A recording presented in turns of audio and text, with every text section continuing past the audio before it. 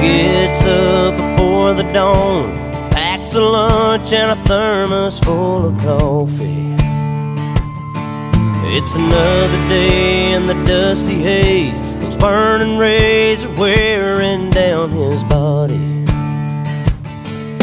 If diesel's worth the price of gold, it's the cheapest grain he's ever sold, but he's still holding on.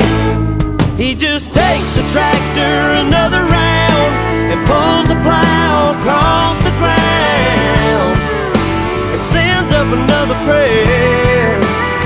He says, Lord, I never complain, I never ask why. Please don't let my dreams run dry. Underneath this Amarillo sky.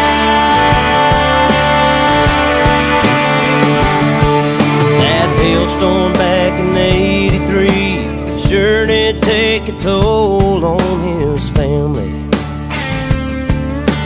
He stayed strong and carried on, just like his dad and granddad did before him. On his knees